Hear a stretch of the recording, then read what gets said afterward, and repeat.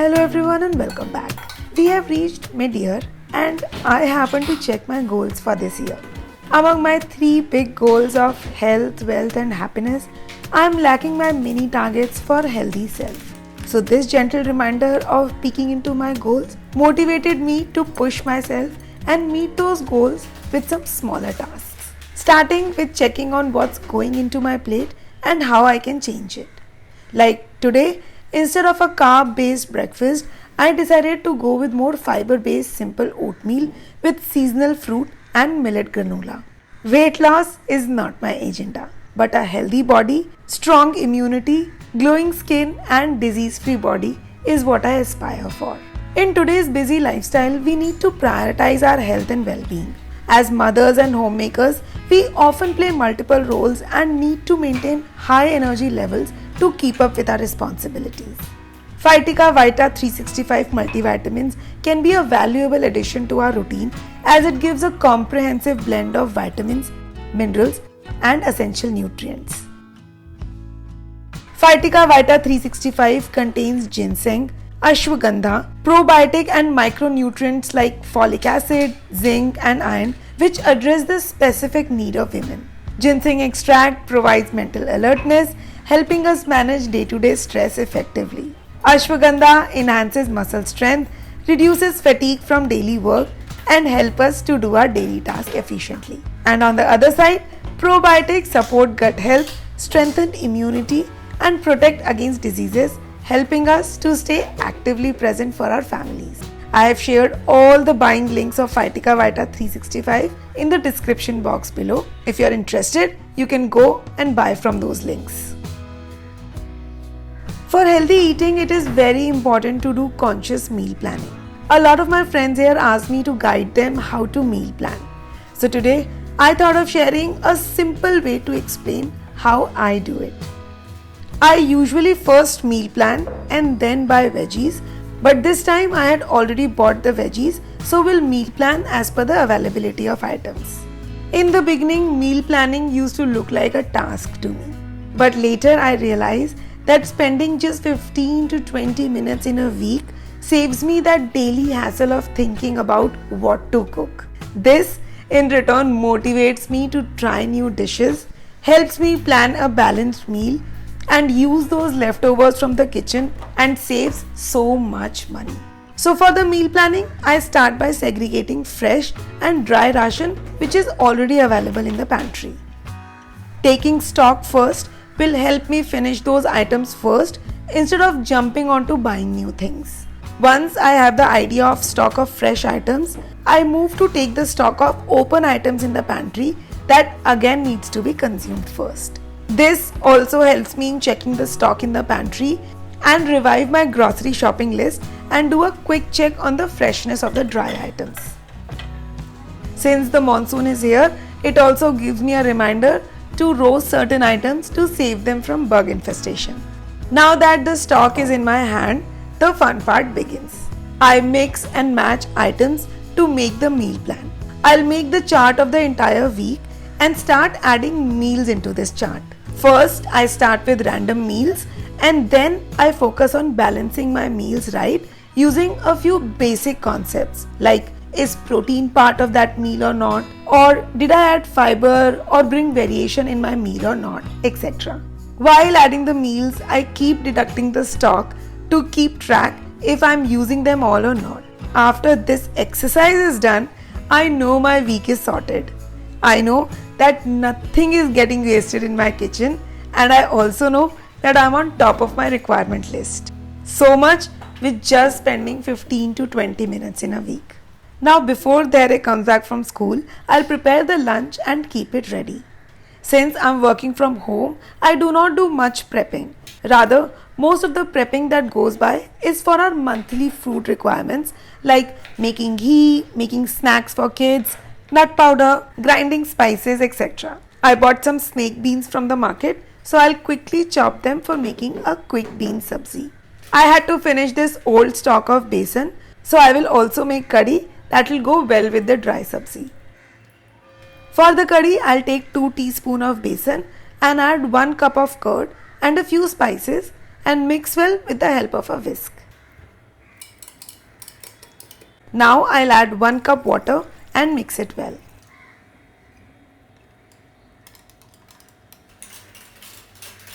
Curry tastes amazing with lots of garlic, so I'll quickly chop some garlic for both the veggies and grind it well. I'll also add some spinach to the curry to add some greens to the meal. Now in the kadai, I'll take some ghee and splatter some methi seeds and mustard seeds. After that, I'll add minced garlic, chopped spinach and curry leaves and saute everything well. Into this goes some grated ginger to elevate the flavor of the curry. Now add the curry mix and keep stirring it till boil starts coming. Add more water to thin out the consistency as per your liking. In the end, I'll add some heeng and let the curry cook for 15 to 20 minutes minimum. Till then, I'll chop the beans and get them ready.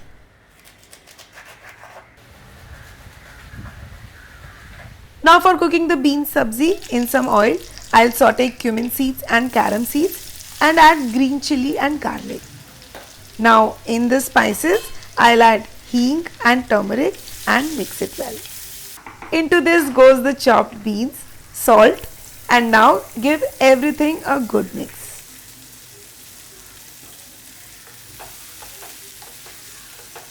Curry is ready and in the end I'll add salt and switch the flame off. Stir the beans in between so that they don't stick to the bottom of the kadai. Sprinkle some kasuri methi and chopped coriander leaves in the curry and mix it well. Into the beans, I'll add very minimum spices like red chili powder, garam masala powder, coriander powder and give everything a good stir for a minute and switch the flame off, and with that, lunch is prepared.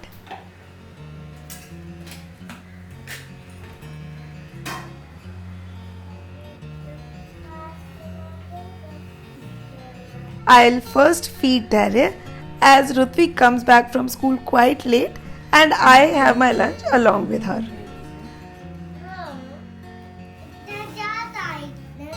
इसमें the bread fell down on the one that fell out of the bread. Are you done? After lunch, it's our free time together. I have big agenda lined up today, so I also take this time as my rest period. Honestly, I crave for these free moments with kids. They are literally my biggest dose of serotonin, which helps me pass through tough emotions. Whenever I feel too worked up or overwhelmed, I forget everything for a moment and spend some mindful time with kids. Their cuteness just instantly lifts me up and I feel really re-energized. Hello? Hello, Mati. क्या कर रहे हो? आप क्या कर रहे हो? Hello. Hello, Daddy. Hello? हाँ हेलो. क्या कर रहे हो? मैं डैडी के साथ गेम्स खेल रही हूँ. मेरे साथ देख रहे हो. हाँ. फोन क्यों रख दिया आपने? बात करी. फिनिश हो गई बात? फिनिश हो गई बात. इतनी जल्दी? Okay. Bye. Can you give him some food to eat? Do you have chapati? No. Do you have dahi? No. Do you have dal? No. Then what will Teddy eat? Do you have cucumber? No. You have anything? Do you have anything? No. Then what should he do? What happened? What? But he's hungry. It's hungry. Okay. Oh, God bless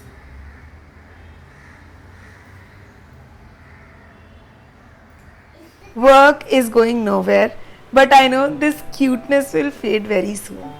I'm thankful that with the help of these vlogs, I'm preserving them for myself.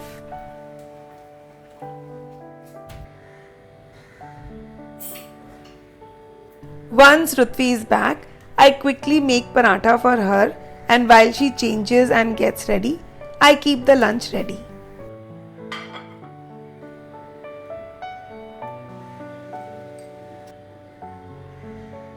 And that's my lunch plate with something of everything.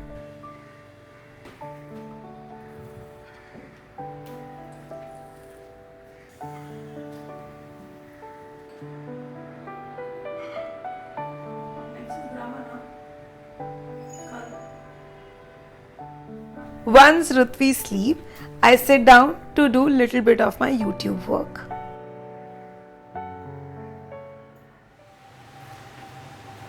Now that I did some stock checking, I decided to make some laddus for kids and find a way for kids to consume them. Monsoons are here and there is a lot of stuff in the pantry, so I thought of mixing things together to increase their shelf life. Dry roasting items before the monsoon helps in saving food items from getting spoiled. I'll dry roast some nuts and seeds and make some ragi laddus, as kids really enjoy eating laddus as compared to plain dry fruits. I also have some remaining whole oats and I'll roast them to add some fiber content to the laddu. These are not just laddus but energy balls with no sugar, no atta, that even I eat as a snack sometimes to curb my sweet cravings. I also pack them in Rutvi's lunchbox to tick off her daily dose of dry fruit requirement. The other way I give dry fruit to kids is in the form of nut powder. I need to make a new batch of it, so I'll roast items for that as well. As per my meal plan, I'll also roast this last batch of sooji for making vegetable idli in the dinner today.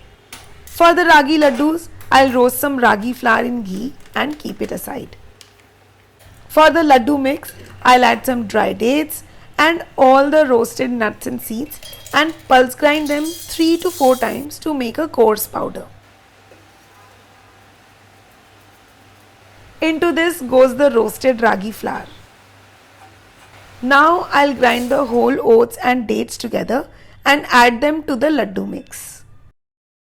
Now mix everything together, and to add more sweetness, I'll grind jaggery powder and dates together along with some laddu mix to make a sweet powder. Mix everything and add hot ghee into the mixture and heat it a bit to bind the laddus together. I have kept some roasted whole oats to make cookies for later. I'll link the recipe of cookies in the description box for you all to check. Warming the mixture makes it easier to bind the laddus. The timing of the laddus was perfect as the kids were also up for their evening snack. While they were having milk and laddu, I sneaked some time to make a quick nut powder and roasted a few more nuts and seeds. I will link the recipe of nut powder in the description box below. I use this powder in shakes, smoothies, oatmeal, ragi malt, cakes, cookies, and even sweet paratha or sandwiches for kids. Everything started with the meal planning, and 2 food items are ready to save a lot of my time in future. Since it was raining and kids couldn't go down to play, I made use of this time to catch up on Rutvi's homework and studies. Karthik is traveling, and honestly on such days, I keep my dinners super duper simple. I make such dinner that can be cooked easily, kids can eat happily, and contains a healthy mix of veggies. So I'll make simple vegetable idli with raw mango sambhar. I'll start by grating all the veggies. I had dry roasted the leftover sooji in the afternoon for the vegetable idli. So into this I'll add all the grated veggies. Then I'll add salt, curd and water and keep it aside for 10 minutes. Next I'll start with the sambhar preparation. For some twist in the sambhar, I'll add raw mango this time. Now in the cooker, I'll add soaked dal, all chopped veggies, salt and turmeric and cook on low heat till 1 whistle. For the sambhar tadka, in the kadai, I'll saute some chana dal and urad dal in some oil. Once done, I'll add mustard seeds, heeng, curry leaves and sliced onions and saute it well. Once the onion turns golden brown, I'll add chopped tomatoes along with the spices and mix it well. Dal is done. and I'll slightly whisk it to blend everything together before adding it into the tadka.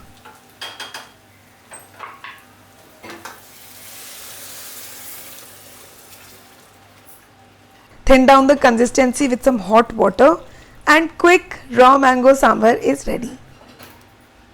I'll grease the idli mold and put the idli batter up for steaming.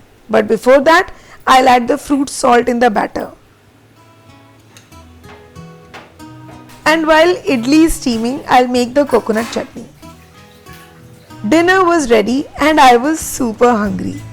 I fed Dhairya first, and only after he is well fed, we can enjoy our dinner. Idli sambar is the comfort food of our family. Hot idlis in piping hot sambar with chutney, especially on a rainy day, literally completed the day on a right note. Prithvi was very happy with her bowl of idli sambar after the kadhi serving in the afternoon.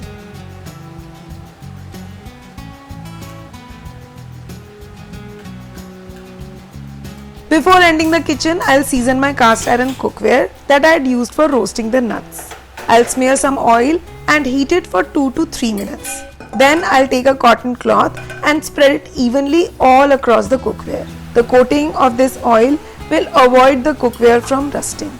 Lastly, I put the curd culture into the malai that I store in freezer for taking the ghee out the next day. I'll link the ghee making process also in the description box for you to check. Since the weather is slightly cold, I'll put this warm malai in the microwave so that it sets exactly like curd the next day. Well, the next day was the anniversary, and since Karthik was not there, he sent a cake for a mini celebration. Kids were just so excited for the cake. Well, even I was. And this celebration lasted virtually for 2 days. Hi. What's happening? Look over here what Papa's yesterday's anniversary cake. Anniversary to us. I hope you found this video useful. Do like this video to show your love and subscribe to the channel to motivate me. Join me on Instagram for some daily life updates, and I'll see you in my next vlog. Until then, stay tuned and stay connected.